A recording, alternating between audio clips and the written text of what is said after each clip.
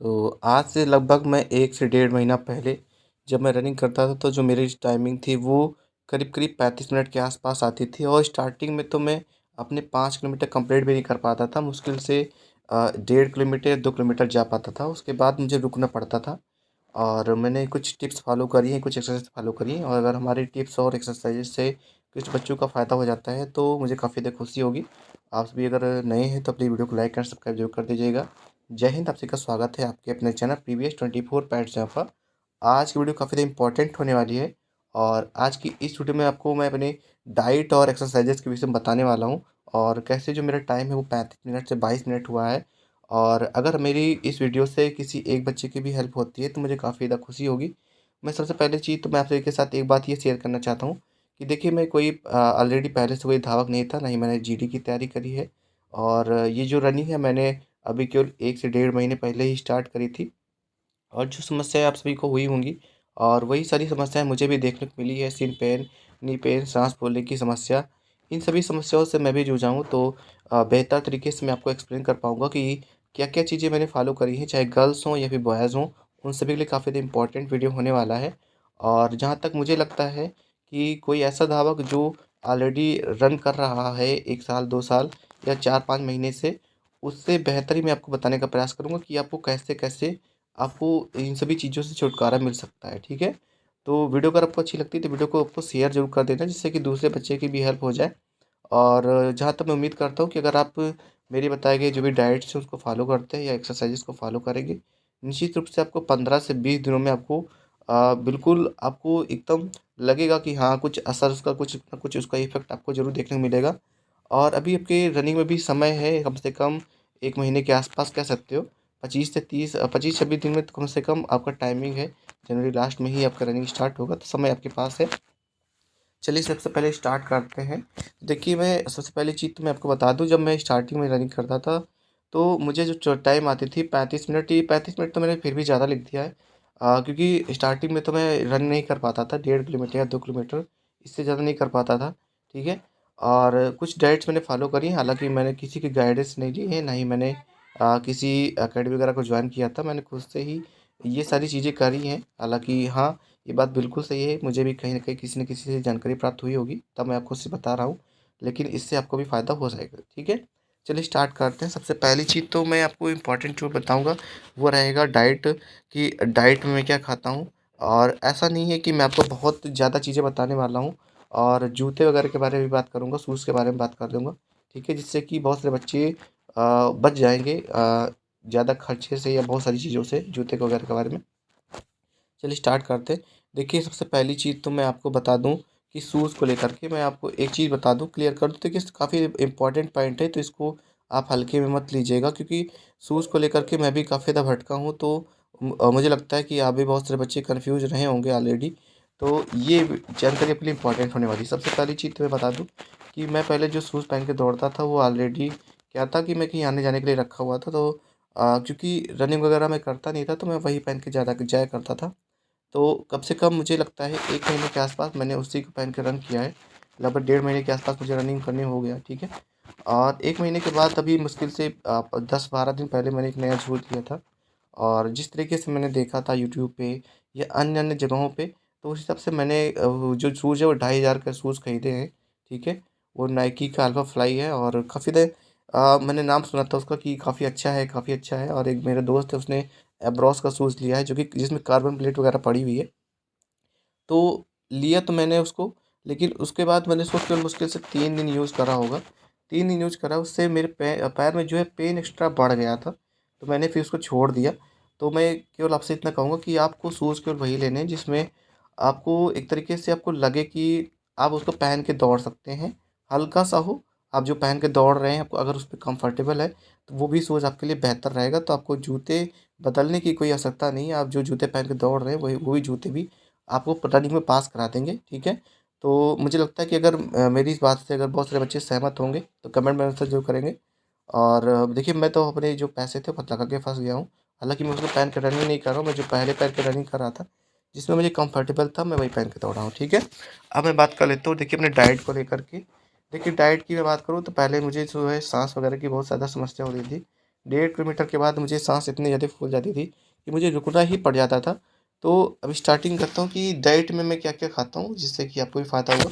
सबसे पहली चीज़ तो जब मैं सुबह जाता हूँ तो सुबह में 1 गिलास गर्म पानी पीता हूँ, ठीक है? और उस गर्म पानी के साथ मेरे पास जो है शहद होता है, जो शहद होता है चूँकि ठंडी का सीज़न है, तो शहद गरम करके आप सुबह पानी के साथ ले सकते हैं। इसके साथ में एक अंजीर होता है, आप अंजीर को भिगो करके या फिर जैसे भी खाना चाहें वैसे खा सकते हैं।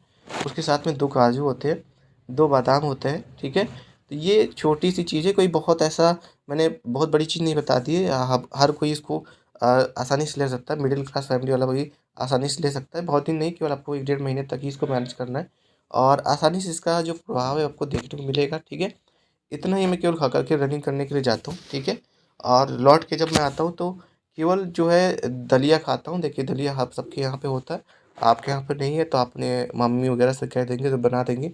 अगर आप बाहर रहते हैं तो उनसे गाँव से मँगा लीजिए या अब तो पैकेट वगैरह में भी आता है तो आप ला कर के दूध में डाल कर के उसको बना सकते हैं, ठीक है? बनाने वगैरह का तरीका आप देख सकते हैं यूट्यूब वगैरह पे, ठीक है?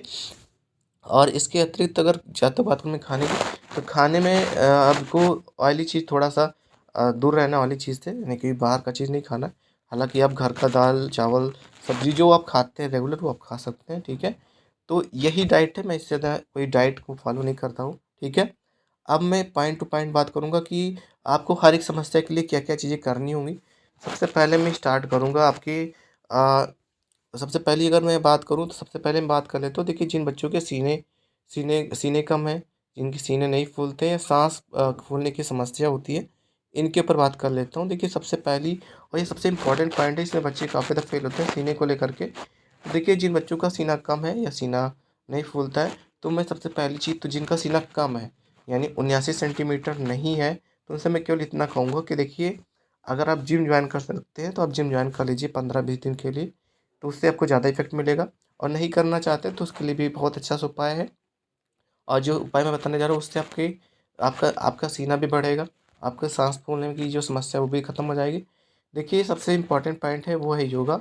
बहुत सारे बच्चे योगा स्किप कर रहे हैं, तो आपको योगा पे बिल्कुल बहुत ध्यान देना है। मैं लगभग 1.5 महीने से लगातार योगा कर रहा हूँ, तो मुझे उसका फ़ायदा दिखा है और इसीलिए मैं आपको रिकमेंड कर रहा हूँ कि आपको योगा करना चाहिए।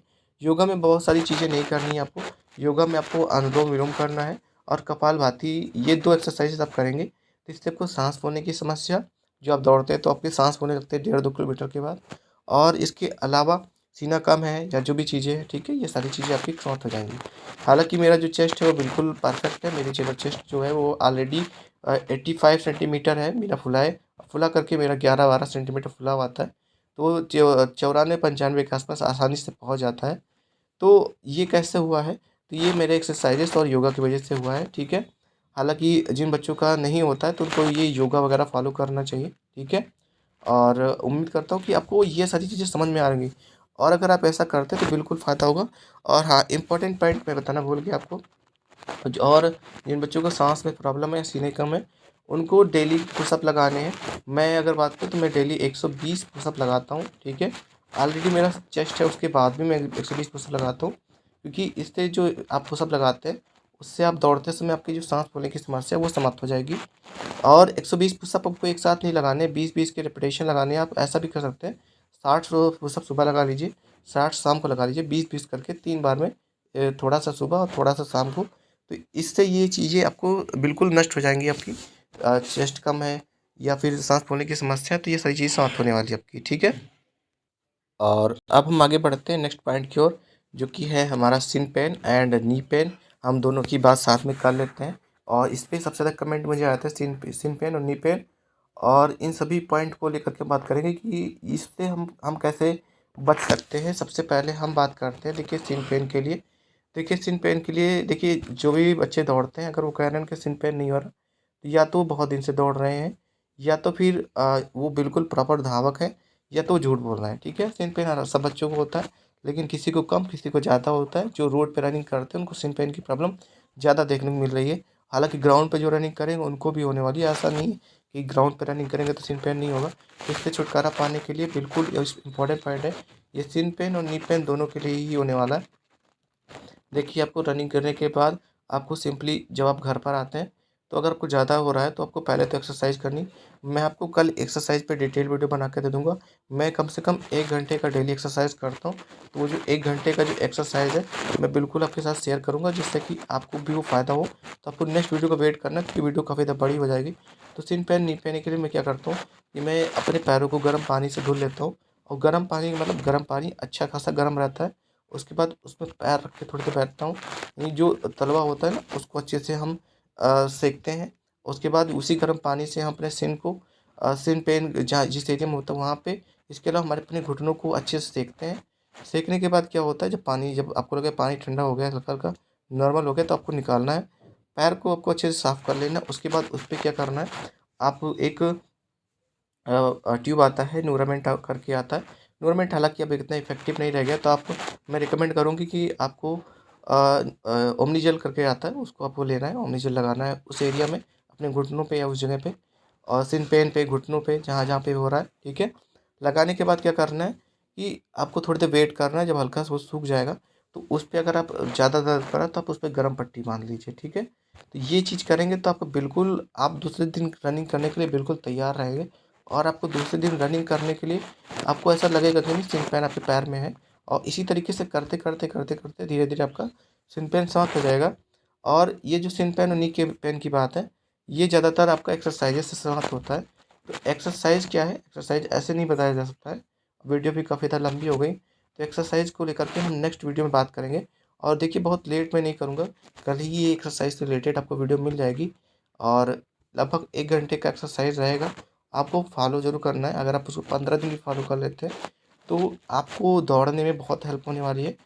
तो उम्मीद करता हूँ कि आपको जो भी डाइट बताई है मैंने, और जो भी एक्सरसाइज़ें बताए हैं, या शूज़ के वगैरह के बारे में जो मैंने रिकमेंड किया, जो मैंने फेस किया है उसके बारे में, तो वो अच्छा लगा होगा। वीडियो अच्छी लगी तो कमेंट मेंशन ज़रूर करेंगे। फिलहाल आप जो भी गर्ल्स हैं वो भी बता सकते हैं कि उनकी 2400 मीटर में कितनी टाइमिंग, फ़िलहाल अभी के लिए कितना समय आ रहा है। बॉयज़ के लिए बता सकते हैं कि कितना टाइम आ रहा है। और आप में से किसी को भी रनिंग से रिलेटेड कोई समस्या है, या DPST से रिलेटेड, डॉक्यूमेंट वेरिफिकेशन से रिलेटेड कोई कन्फ्यूजन है, तो कमेंट में मेंशन ज़रूर करेंगे।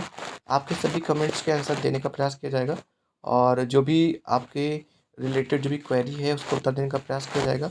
आशा करता हूँ कि वीडियो आपको अच्छी लगी होगी, और वीडियो अगर आपको अच्छी लगी है तो प्लीज़ वीडियो को लाइक एंड सब्सक्राइब जरूर कर दीजिएगा।